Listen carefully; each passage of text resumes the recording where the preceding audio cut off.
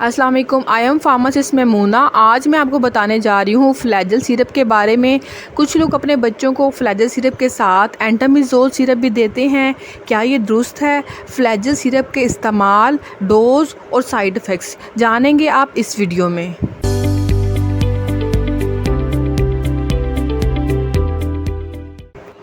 इस सिरप का नाम है फ्लैजल सिरप।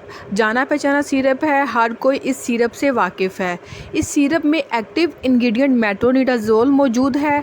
फ्लैजल टैबलेट फॉर्म में भी मार्केट में अवेलेबल है। टैबलेट बड़ों में जबकि सिरप बच्चों में यूज़ होता है। स्नोफी अवेंटस की प्रोडक्ट है। स्नोफी अवेंटस एक अच्छी कंपनी है और अच्छी प्रोडक्ट्स बनाती है। फ्लैजल सिरप के 120 ml पैक की प्राइस 136 रुपीज़ है। अब चलते हैं फ्लैजल सिरप के एक्टिव इंग्रेडिएंट की तरफ। तो फ्लैजल सिरप का एक्टिव इंग्रेडिएंट बेंजाइल मेट्रोनिडाज़ोल है। मेट्रोनिडाज़ोल एक एंटीबायोटिक है, एंटी अमीबिक और एंटी प्रोटोजोअल एजेंट है। अमीबा एक प्रोटोजोआ है, माइक्रोस्कोपिक ऑर्गेनिज्म है। अमीबा नज़र नहीं आता, पानी में मौजूद होता है, हमारी बॉडी में आलूदा पानी के ज़रिए एंटर हो जाता है और आंतों में इन्फेक्शन कर देता है, जिसकी वजह से डायरिया हो जाता है, डायसेंट्री हो जाती है। मेट्रोनिडाज़ोल एक एंटीबायोटिक है, एंटी इन्फेक्टिव एजेंट है।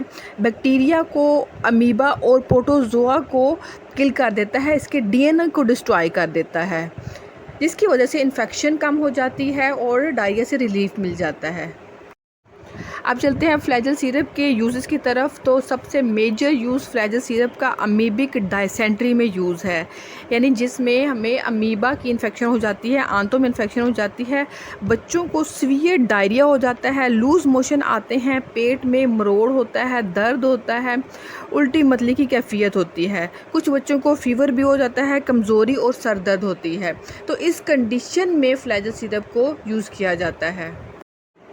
फ्लैजल सिरप को जियार्डियासिस में यूज़ किया जाता है। जियार्डियासिस की सिम्टम्स अमीबियासिस जैसी ही होती हैं। डायरिया होता है, लूज़ मोशन होते हैं, पेट में दर्द होता है, बच्चों में वज़न में कमी और सम टाइम पेशाब के साथ खून भी आता है।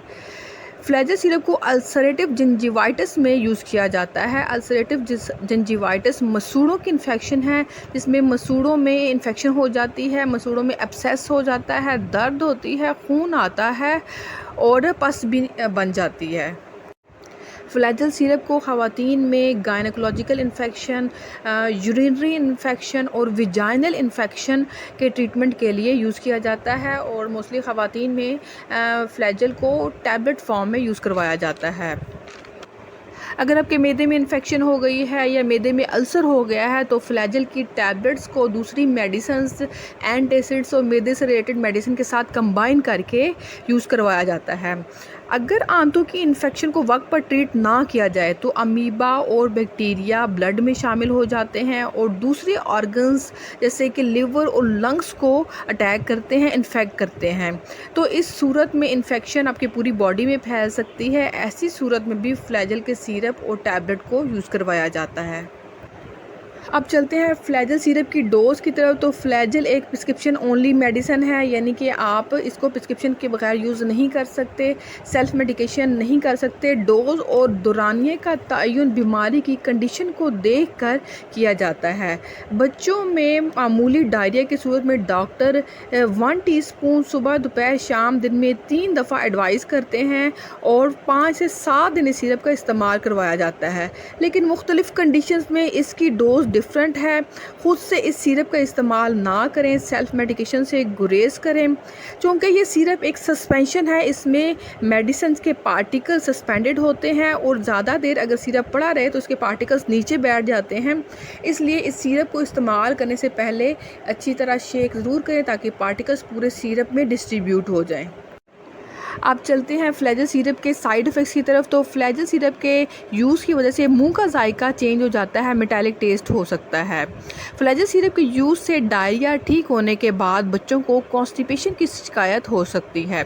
जितने दौरानी के लिए डॉक्टर ने एडवाइस किया है इससे ज़्यादा यूज़ ना करें, नहीं तो कॉन्स्टिपेशन हो सकती है, उल्टी, मतली, सर दर्द और गनूदगी हो सकती है। कुछ लोगों की भूख कम हो जाती है, इंसोम्निया यानी नींद की कमी हो जाती है।